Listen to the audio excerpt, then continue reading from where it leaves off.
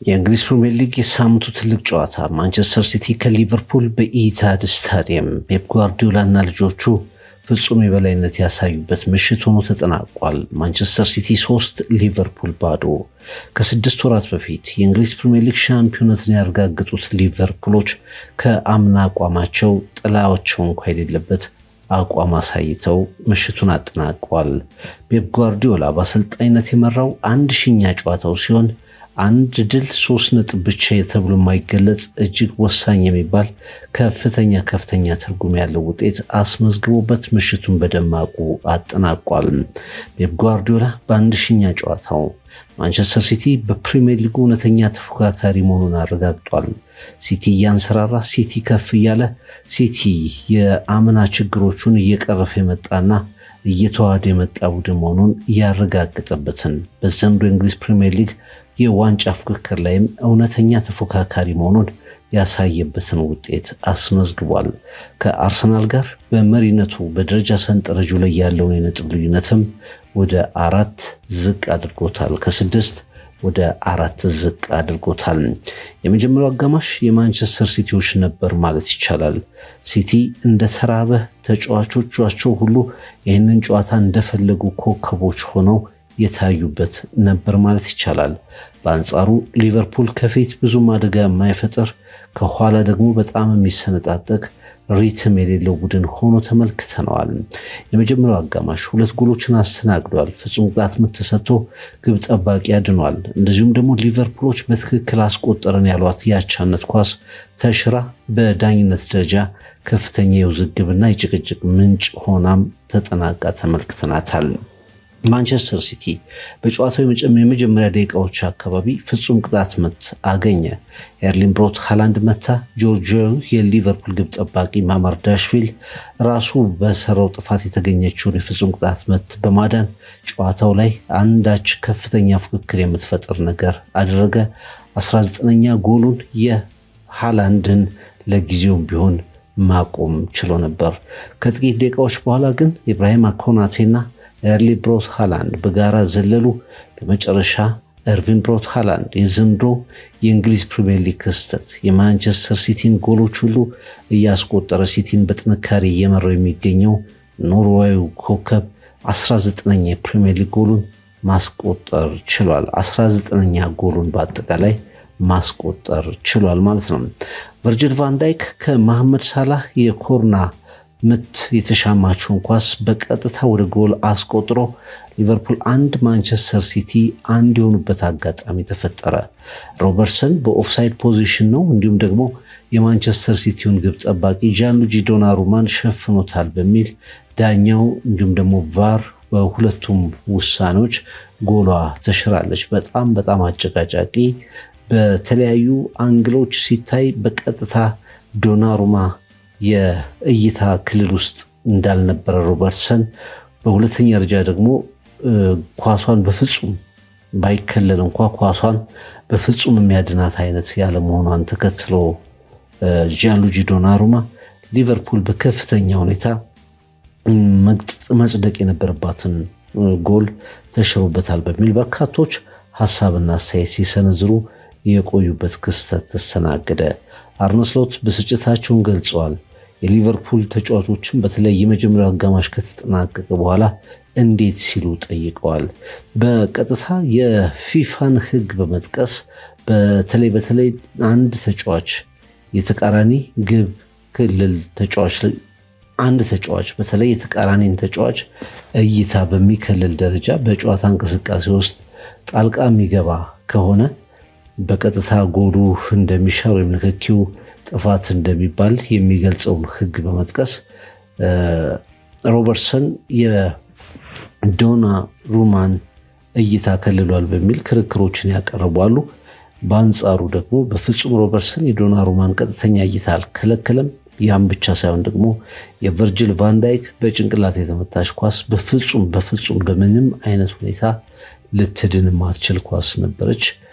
ዶናሩማ የሚያድናት ኳስ አልነበረችም። ስለዚህ ሊቨርፑል ያቻነቱን ጎል ተነፍቋል የሚሉ ክርክሮች የተደረጉበት ትልቅ አጋጣሚ ነበር። መጀመሪያው አጋማሽ ከመጠናቀቁ በፊት ኒኮ ጎንዛሌስ ከረጅም ርቀት ሁለተኛ ጎል አስቆጠረ። ቨርጂል ቫን ዳይክ ዲፍሌክት ያደረጋት ኳስ ኢቲሃድን በከፍተኛ ደስታ የሞላች ኳስ ማንቸስተር ሲቲ አስቆጥሮ 2-0 ሁለቱ ቡድኖች ለረፍት ተለያዩ። ሊቨርፑል ቀደም ሲል እንደተናገርነው በተለይ በመጀመሪያው አጋማሽ ራሳቸው አርነ ስሎትም እንዳመኑት በጣም የማጥቃት እንቅስቃሴው የተገደበ በቀላሉ የሚጋለጥ ቡድን ወጥ የሆነ ፍሰት ያለው እንቅስቃሴ ማድረግ የከበደው ቡድን ሆኖ ተመለከትን። የመጀመሪያው አጋማሽ በዚሁ ተጠናቀቀ። ሁለተኛው አጋማሽ በተለይ ማንቸስተር ሲቲ በተለይ ጀርሚ ዶኩ ይሄ ቤልጂየማዊ ኮከብ በከፍተኛ ሁኔታ የሊቨርፑልን የቀኝ መስመር እንደ ልቡ ሲዋኝበት አምሽቷል። ኮኖር ብራድሊ ማድሪድ ከሊቨርፑል ባደረጉት ጨዋታ ላይ ቪኒሲየስ ጁኒየርን በከፍተኛ ሁኔታ ማቀብ በመቻል ከእንቅስቃሴ ውጭ በማድረግ በጣም የተወደሰውን ኮኖር ብራድሊን ያጋዣለ ሲያስብለው አምሽቷል ማለት እንችላለን። ጀርሚ ዶኩ ይሄ ቤልጂየማዊ ኮከብ በኋላ ፔፕ ጓርዲዮላም ቀይሮ ሲያስወጣው ከፍተኛ አድናቆቱን የገለጸበት ነበር። የሊቨርፑልን የቀኝ መስመር እንደፈለገ ሲያመሰው የተመለከትንበት ነበር። እንግዲህ በመጀመሪያው አጋማሽ ላይ ፔናልቲዋ ስትገኝ እሱ ነበር። ምክንያቱም ማማርዳሽቪሊ ጥፋት የሰራው ጀርሚ ዶኩ ላይ ነው። ከዛ ውጭ ግን ትልቁን ማስተርፒስ ትልቁን ትዕይንት ያሳየው እጅግ አስደናቂ የግል ብቃት የታየባት የሊቨርፑል ግብ ጠባቂ ማማርዳሽቪሊ እንዲሁም ተከላካዮቹ ፍጹም ሊመለከቷት በማይችሉት መልኩ ከግብ ጠባቂው በስተግራ በኩል በከርሊንግ ወይም በጥፋቷ በጣም ውብ የሆነች ኳስ አስቆጥሮ ሊቨርፑል 3-0 እንዲመራ ኢቲሃድ በደስታ ድባብ እንዲዋጥ ከፍተኛ ብቃቱን ያሳየበት ጨዋታ ነበር። ሁለተኛው አጋማሽ ጀርሚ ዶኩ ነበር ማለት ይቻላል። ሰማያዊዎቹን በከፍታ ያሳበደች ኳስ ሶስተኛ ጎል አስቆጥሯል። ሃላንድ ዶኩ እንዲሁም ደግሞ ኒኮ ሶስቱም ጎሎች ያስቆጠሩት ተጫዋቾች ናቸው። ኒኮ ጎንዛሌስ ኤርቪን ብሮት ሃላንድ በከፍተኛ ሁኔታ ታሪክ መስራቱን ቀጥሏል። 108 ጨዋታዎችን አድርጓል። 99 የፕሪሚየር ሊግ ጎሎችን አስቆጥሯል። በጣም ለዘመናት የቆየ እጅግ አስደናቂ ሪከርድ ለመስበር እየተንደረደረ ይገኛል። 100 ጎሎችን በጥቂት ጨዋታዎች ያስቆጠረው የኒውካስል አለን ሽረር ነው። እንግሊዛዊ አለን ሽረር 100 ጎል ለማስቆጠር 124 ጨዋታዎች አስፈልገውታል። ኤርቪን ብሮት ሃላንድ 108 ጨዋታዎችን አድርጎ 99 ጎሎችን አስቆጥሯል። የአለን ሽረር ሪከርድ በእርግጠኝነት እንደሚሰበር መነጋገር ይቻላል። በመጪዎቹ ጨዋታዎች ላይ ፕሪሚየር ሊግ ጨዋታዎች ላይ 1 ጎል ካስቆጠረ ሪከርዱን ይጋራል። ገና ብዙ ጨዋታዎች ይቀሩታል ከአለን ሽረር አንፃር። አለን ሽረር 100 ጎል ለመድረስ 124፣ 99 ጎል ለመድረስ ሃላንድ 108 ጨዋታዎች ነው ያስፈልጓቸውና ይህንን ለረጅም ጊዜ ያልሰበር ያለ ሪከርድ እንደገና ይሄ ኖርዌይ ቫይኪንግ በተለየ ሁኔታ እንደሚሰብረው ማረጋገጥ ይቻላል።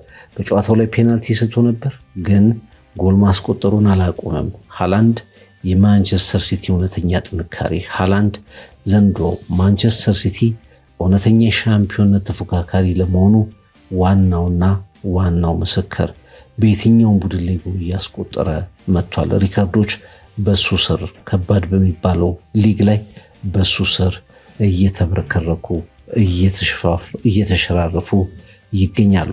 ፔፕ ጓርዲዮላ 1000ኛ ጨዋታውን አድርጓል። በጣም ድንቅ ምሽት አሳልፏል።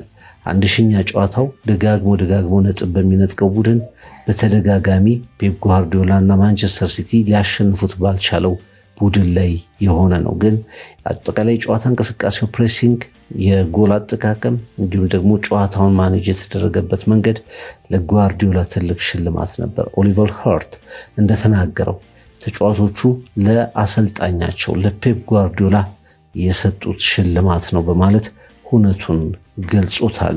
ሁሉም ሰው እንግዲህ ይህንን አሰልጣኝ ያውቋል። እግር ኳስ በምድር ላይ መከወን ከጀመረበት ጊዜ ጀምሮ በአሰልጣኝነት ቦታው ላይ ከተንቀሳቀሱ ካሉም ከታላላቆቹ መካከል አንዱ እንደሆነ ይታወቃል። ዘ ኦብሰሲቭ ጂነስ ይለዋል ፒተር ድሩሪ። እሱ ያላሳካው ነገር ምን አለ? እሱ ለእግር ኳስ ያለበረከተው ነገር ምንድነው ብለን እንድንጠይቅ የሚያደርግ ነው። 1000ኛ ጨዋታውን በድል ተወጥቷል። ወደ ሊቨርፑል ስንመጣ እንግዲህ ሊቨርፑል ባለፉት 2 ጨዋታዎች በተለይ በአንፊልድ ሮድ ያደረጋቸው የፕሪሚየር ሊግ እና የቻምፒየንስ ሊግ ጨዋታዎች ለአርነ ስሎት እና ለሊቨርፑል በከፍተኛ ሁኔታ መሻሻል እንደመጣ የጠቆሙ ነበሩ። አስቶን ቪላን ከዚህ ቀደም በነበረው የፕሪሚየር ሊግ ጨዋታ 2-0 ያሸነፈበት፣ ሪያል ማድሪድን 1-0 ያሸነፈበት በጣም አስደናቂ ብልጫ ያሳየባቸው ጨዋታዎች ነበሩ። ይሄኛው ግን ሊቨርፑል ከሁለቱ ጨዋታዎች በፊት ወደ ነበረበት የቀውስ ጊዜ የመለሰ ጨዋታ ስልት የውጤት መጠናቀቅ ነበር ማለት እንችላለን። ምሽቱ ለሊቨርፑሎች ያልሆነ ነበር። ሮይ ኪን ሊቨርፑል የክራይሲስ ሰዓት ላይ ይገኛል የሚል ሐሳቡን ተናግሯል። እስካሁን በፕሪሚየር ሊጉ 5 ጨዋታዎች ላይ ተሸንፈዋል። ይሄ አምና በሲዝኑ ሙሉ ያልተሸነፉት ቁጥር ነው ማለት ይቻላል። መከላከላቸው በጣም የሚያፈስ ትኩረት የሌለው በራስ መተማመኑ የራቀ ነበር ማለት ይቻላል። በቀደም ሲል እንደገለጹት ኮኖር ብራድሊ በሪያል ማድሪዱ ጨዋታ ላይ ቪኒሲየስ ጁኒየርን ቀጥ አድርጎ ማቆም ችሎ ነበር። ነገር ግን ጀርሚ ዶኩ ደግሞ እንደ ልብ ሲቀልድበት አምሽቷል። ኮናቴ ከሃላንድ ጋር በነበረው ዝላይ ኳሷን መንካት ባለመቻሉ በቀጥታ ሃላንድ በቀላሉ ጎል እንዲያስቆጥር ምክንያት ነበር። ሮበርትሰን ተቀይሮ ወጥቷል። ቫን ዳይክ የወትሮ አቋሙ ላይ አይገኝም። በአጠቃላይ ሁሉም የሊቨርፑል የጀርባ መከላከሉ በጣም የተሰበረ የሚነቃነቅ ባንኳኩ ቁጥር አደጋ ውስጥ የሚወድቅ ነበር ማለት ይቻላል። እንግዲህ አርነ ስሎት በንግግራቸው ላይ የመጀመሪያው አጋማሽ በጣም ከባድ ነበር፣ ማንቸስተር ሲቲ የተሻለ ቡድን ነበር የሚል አስተያየታቸውን ተናግረዋል። አሁን በሊቨርፑል በኩል ሌላ የመፈተኛ ጊዜ ሌላ የመፈተኛ ጨዋታ ተደርጎ የሲቲውን ጨዋታ ማንሳት ይቻላል ማለት ነው። ከአማካይ መስመሩም እንግዲህ የሚችለውን አድርጓል፣ ግን ያን ያህል የሲቲን የመሃል መስመር እንቅስቃሴ ዶሚኔት ማድረግ አልቻለም። በዴቪድ ሲልቫ፣ ፎደን፣ ዶኩ፣ ኒኮ ጎንዛሌዝ እንዲሁም ከፊት ሼርኪ እና ሃላንድ የነበሩበትን የፊት መስመር ፍጹም መቋቋም ተስኖት ነበር ማለት ይቻላል። ወደፊት ደግሞ የማጥቃት መስመሩ ያን ያህል ትርጉም ያለው እንቅስቃሴ ያሳያል ነበርም። አሁንም እምነታቸውን አሳይቷል። 116 ሚሊዮን ፓውንድ አውጥተው ከሊቨርኩሰን ያመጡትን ፍሎሪያን ቪርትስን አሁንም እምነታቸውን አሳይተዋል። አርሰን ቬንገር ይህንን ተጫዋች እንግዲህ በጣም አወዛጋቢ በሆነ መንገድ መግለጻቸው ይታወሳል። በቅርቡ የፍሎሪያን ቪርትስ ወደ ሊቨርፑል መምጣት የሊቨርፑልን የአማካይ እንቅስቃሴ ሰብሮታል ብለው ቬንገር መናገራቸው ይታወሳል። በዚህ አስተያየት ደግሞ አርነ ስሎት ተበሳጭቷል። ተጫዋቹ ላይ ያላቸውን እምነት በዚህ ወሳኝ ጨዋታ ላይም በማሰለፍ ጭምር ለመክፈል ሞክረዋል። ግን በአጠቃላይ እንቅስቃሴው ላይ ቪርትስ ያን ያህል ጎላ ተሳትፎ ነበረው ማለት አይቻልም። እንደዚሁም ኤኬቲኬ በማንቸስተር ሲቲ ጨዋታ ቁጥጥር ስር ነበር። በዲያስ እንዲሁ በአጠቃላይ በሲቲ የመከላከል እንቅስቃሴ ቁጥጥር ስር ነበር ማለት ይቻላል። መሐመድ ሳላህ እንደገና ተመልሶ የተነቃቀው መሐመድ ሳላህ አልነበረም ማለት ይቻላል። መሐመድ ሳላህ በማንቸስተር ክለቦች ላይ ጎል ማስቆጠር የሚቀለው ተጫዋች ነው። በኢቲሃድ ኪንግ ነበር ማለት ይቻላል። በዌይም በሆምም ጨዋታዎች ላይ ሳላህ በሁለቱም ማንቸስተሮች ዩናይትድ ሲቲ ላይም ጎሎችን ማስቆጠር የሚችል ኮከብ ነበር። 3 ሾቶችን አድርጓል። አንዳቸውም ኦን ታርጌት አልነበሩም። እስከ መጨረሻው ሙከራ ለማድረግ ጥሯል፣ ጎል ለማስገባት ጥሯል። ነገር ግን ያ ሳላህ በአንድ ወቅት የሚታወቅበት ፍጥነቱ ነገሮችን በፍጥነት እና በብስለት የመጨረስ አቅሙ ቀስ በቀስ እየከዳው መምጣቱን ያሳየበት ሌላ ጨዋታ ነው። የሳላህ ምርጥ ጊዜያት ግን ለመምጣት ብዙ ፈተና እንደሚጠብቃቸው ያሳየ ሌላ ጨዋታ ነበር ማለት ይቻላል። እንግዲህ መሐመድ ሳላህም በጨዋታው ላይ ከፍተኛ ክፍተት ነበረበት ብለን ማስቀመጥ ይቻላል። ማንቸስተር ሲቲዎች በከፍተኛ ሁኔታ ተደስተዋል። ሩበን ዲያስ እንዲህ አይነት ጨዋታዎች በጣም በከፍተኛ ሁኔታ ማሸነፋችን ጠቀሜታቸው ከፍ ያለ ነው የሚል አስተያየቱን ሰጥቷል። በቀስ በቀስ እየመጣን ነው እየገፋን ነው የሚል አስተያየቱን ተናግሯል። የማንቸስተር ሲቲ መከላከል በጣም ጥሩ ሆኗል። ጫናዎችን የሚቋቋም ሲቲን እየተመለከትን እንገኛለን። በሊቨርፑል የሌለው በሲቲ መከላከል ውስጥ ግን ነበር ብለን ማስቀመጥ እንችላለን። አሁን የሊቨርፑል የዋንጫ ፍክክር ተስፋው እስከመቼ ይቀጥላል አለስ ወይ የሚል ጥያቄ እንደገና እንዲቀሰቀስ ያደርጋል። ከአስቶን ቪላና ከሪያል ማድሪድ ጨዋታ አስቀድሞ አርነ ስሎትና ሊቨርፑል ከ7 ጨዋታዎች በ6ቱ ሽንፈት አጋጥሟቸው ነበር። ቻምፒየንስ ሊግን ጨምሮ በፕሪሚየር ሊግ ተከታታይ ሽንፈቶችን አስተናግደው ነበር። ከዛ አስቶን ቪላን ካሸነፉ በኋላ በፕሪሚየር ሊጉ ተመልሰው ወደ ሽንፈት ሄደዋልና ይሄ አምና በአስደናቂ ሁኔታ ዋንጫ ያነሱት ሊቨርፑሎች ዘንድሮ በጊዜ ከዋንጫ ፍክክር ውስጥ የመሆናቸውን ነገር ያጠናክራል የሚሉ አስተያየቶች እየተሰጡ ይገኛሉ። አሁን ሊቨርፑል የዋንጫ ተፎካካሪ የመሆኑ ነገር እየተደመደመ ነው። አሁን ከአርሰናል በ8 ነጥቦች ርቀት ላይ ይገኛሉ። ከሲቲ በ4 ነጥብ ርቀት ላይ ይገኛሉ። ከኢንተርናሽናል ብሬክ በኋላ በ3 ሳምንታት ውስጥ 7 ጨዋታዎችን ያደርጋል። ይህ ቡድን ነገሮችን ለማስተካከል በቂ ጊዜ ያለ አይመስልምና ሊቨርፑል እውነት ሲዝኑን ማዳን ይችላል ወይ የፕሪሚየር ሊግ ተፎካካሪ መሆን ይችላል ወይ የሚለውን ነገር መልሶ በአስቶን ቪላ ጨዋታ የነበረውን መነቃቃት መልሶ በሽንፈት ወደ ኋላ የመለሰበት ጨዋታ ነበር ብለን ማስቀመጥ እንችላለን። እንደውም ኦሊቨር ሆልት በዴይሊ ሜል ላይ በጻፈው አንድ ጽሑፉ ላይ ይሄ ሽንፈት አይደለም ሊቨርፑል ምን ያህል ራቅ ብሎ እንደወደቀ ማሳያ የሆነ ጨዋታ ነው የሚል ነገር ጽፎ ተመልክቻለሁ። ሊቨርፑል እውነትም በማድሪዱ ጨዋታ የተመለከትነው ሊቨርፑል የለም። በአስቶን ቪላው ጨዋታ የተመለከትነው ሊቨርፑል የለም። በአንጻሩ በክሪስታል ፓላስ፣ በቼልሲ፣ በማንቸስተር ዩናይትድ የተሸነፈው ሊቨርፑል ድንገት በኢታድ ብቅ ብሎ አይተነዋል። ያ ውጤት ደግሞ ተመልሶ እንግዲህ ወደ ኋላ እንዲንደረደር ወደ ኋላ እንዲንሸራተት መንገድ የሆነ ነበር ማለት ይቻላል። ማንቸስተር ሲቲ በእርግጠኝነት ተመልሷል። ስለ ሲቲ ስንናገር ማንቸስተር ሲቲ ተመልሷል። በተሸነፈባቸው ጨዋታዎች ላይ ያንን ስንል ነበር። አሁን ደግሞ በሂደት አስቶን ቪላ ጨዋታ ተሸንፎ ነበር። በእርግጥ አስቶን ቪላ ተሸንፏል። ነገር ግን በርንሞዝን እንዲሁም ደግሞ ሊቨርፑልን ባክ ቱ ባክ አሸንፏል።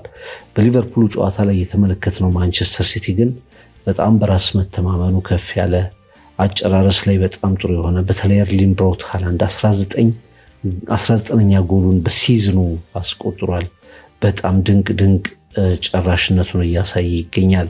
በሲቲ የሚገኘው ሃላንድ በማንኛውም ክለብ ውስጥ የለም። የሲቲ እና የሌሎች ክለቦች ልዩነት ነው።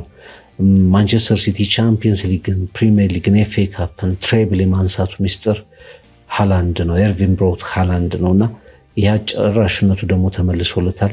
የተሻለ ደስተኛ ተጫዋች ነው። የተሻለ አቅርቦት እያገኘ ይገኛል። ቡድኑ በክሬቲቪቲ በኩል የነበሩ ችግሮችን በአንጻራዊነት እየቀረፈ ይገኛል። ቤልጂየማዊ ዶኩ አስቸጋሪ ተጫዋች ዘንድሮ በጣም ጥሩ የሚባል አቋም ላይ የሚገኘው ተጫዋች ነው። ሲልቫ ከልምዱ ጋር በመሃል ሜዳ እንቅስቃሴ ላይ ጥሩ ሆኗል። ፎደን የሚተቸው ፎደን አሁን በሲቲ ውስጥ በጣም ክሊኒካል ከሚባሉ ተጫዋቾች መካከል እየሆነ ነው። ሪያን ቸርኪ እና ሌሎችም አዳዲስም ወጣቶችም ፈራሚዎቹንም ጭምር አዳዲስ ፈራሚዎችን ጭምር ስንመለከት የማንቸስተር ሲቲ መመለስ በጣም እርግጥ እየሆነ መምጣቱን የተረዳንበት ጨዋታ ነው። ሃላንድ ስቲል የተገኘውን ኳስ ሁሉ ይጨርሳል። ጓርዲዮላ ነገሮችን ከመቀየር ማጂኩ ጋር አብሮ አለ። ነገሮች በጣም ጠንከር ብለው ሲመጡ መግፋት የሚችለው መቀየር የሚችለው አሰልጣኝ መሆኑን በደንብ እያሳየ መጥቷል። ለሊቨርፑል እንግዲህ አሁን እንደገና ሊቨርፑል እና አርነ ስሎት በትልቁ መነጋገሪያ መሆናቸውን ይቀጥላሉ የሚል እምነት አለኝ። እኔ በጨዋታው ላይ ሊቨርፑል መሸነፉ አይደለም ወይም ደግሞ በእንዲህ አይነት ትልቅ ጨዋታዎች ላይ ሁሌ እያሸነፍክ አትኖርም። ግን ሊቨርፑል የተሸነፈበት መንገድ የተወሰደበት ብልጫ በጨዋታው ላይ ያደረጋቸው ነገሮች ምንድናቸው ብለን ስንጠይቅ በሊቨርፑል በኩል ችግሮቹ ከመንጠብቃቸው በላይ የሰፉ እንደሚሆኑ መረዳት የምንችል ይመስለኛል። ሊቨርፑል መከላከሉ በጣም ትልቅ አደጋ ውስጥ ነው። የሊቨርፑል የአማካይ መስመር እንቅስቃሴ ወሳኝ ተጫዋቾቹ ጥሩ አቋም ላይ ካልሆኑ በስተቀር እንደገና በተለዋጭ ተጫዋቾች ብዙ ተስፋ ያለው እንዳልሆነ ያረጋግጥንበት ነው። ሊቨርፑል ማካሊስተር ጥሩ ባልነበረበት ሰዓት ላይ ሲቸገር ተመለከተን። ማካሊስተር ጥሩ ሲሆን ተስተካከለ። ግራቨንበርችና ማካሊስተርን በማጣመር ተጫወተ። ሳቦስ ላይ ያዘ፣ ወደ ድሮ አማካይ ተመለሰ። ግን አንዳቸው ከአቋማቸው ዝንፍ በሚሉበት ሰዓት ላይ ወይም ብልጫ በሚወሰድባቸው ሰዓት ላይ ያለው አማራጭ ጥያቄ ውስጥ እንደሚወድቅ መረዳት ይቻላል። የመሐመድ ሳላህ በቀድሞ አቋሙ ላይ ያለመሆን፣ የፍሎሪያን ቪርትዝ የወጣበት ዋጋ፣ አርነ ስሎት የሚያምኑበት እምነት፣ ደጋፊዎች የሚያዩት ነገር እንዲሁም ደግሞ ተጫዋቹ ያለበት ደረጃ ሜዳ ላይ የሚያሳየው ነገር አንዳቸውም አልተገናኙም። ፍሎሪያን ቪርትዝ እስካሁን አንድም ጎል ማስቆጠር አልቻለም። በመጣበት በተሰለፈበት ጨዋታ ሁሉ አንድም ጎል ማስቆጠር አልቻለም። በየጨዋታው ርዕስ እየሆነ ነው። ርዕስና ትኩረት የሚስበው ግን ለሊቨርፑልም ለተጫዋቹም ጠቃሚ ባልሆነ መንገድ ርዕሶችን እየሳበ ይገኛል። የሁጎ ኤኪቲኬ ጉዳይ እንደዚሁ ጎሎችን የሚያስቆጠር ተጫዋች ነው፣ የተሻለው ፈራሚ ነው። ነገር ግን ይሄ በወጥነት ነገሮችን የማድረግ ነገር ከፍተኛ ክፍተት ይታያል። ኮዲ ካክፖ የተቀየረ የሚገባው ተጫዋች ሆኗል። አንዳንድ ጊዜ በጣም ድንቅ እንቅስቃሴ ያሳያል፣ ሌላ ጊዜ ደግሞ ያንን አቋሙን ይቀጥላል ተብሎ ሲታሰብ በአሰልጣኙ ወደ ተቀያሪ ወንበር ወይም ደግሞ ወደ ተቀያሪነት ሲወርድ እንመለከተዋለንና ሊቨርፑል ዘንድሮ እስከምን ይዘልቃል፣ በምን ምላሽስ ይኖራል የሚል ጥያቄ አርነ ስሎትና ሊቨርፑል ላይ ይቀመጣል ማለት ነው። በሳምንቱ ትልቁ አትራፊው ክለብ የኢቲሃዱ የፔፕ ጓርዲዮላ ቡድን ማንቸስተር ሲቲ ሆኗል። ምክንያቱም አርሰናል በስታዲየሙ ፍላይት በ93ኛው ደቂቃ ባለቀ ሰዓት 2 ነጥብ ተነጥቋል። ማንቸስተር ሲቲ ሊቨርፑልን በማሸነፍ እነዛን አርሰናል የጣላቸውን 2 ነጥቦች ተጠቅሞ እንደገና ወደ ላይ ከፍ ማለቱን አረጋግጧል። አሁን በፕሪሚየር ሊጉ በአንደኛውና በሁለተኛው ቡድን መካከል ያለው ርቀት 4 ነጥብ ብቻ ሆኗል። ፔፕ ጓርዲዮላ ከሚኬል አርቴታ፣ አርሰናል ከማንቸስተር ሲቲ ባለፉት 3 ዓመታት የምናቀው ባለፉት የእርስ በርስ ግንኙነቶች በሚያስቆጭም በሚያስደስትም አጋጣሚ የምናስታውሰው የፉክክር ፍጥጫ እየተመለሰ ይሆን? ሊቨርፑል እየተንሸራተተ ነው። በአጠቃላይ ግን ኢቲሃድ ሰማያዊ ደስታ ውስጥ ነበረች። ማንቸስተር ሲቲ 3 ሊቨርፑል ባዶ።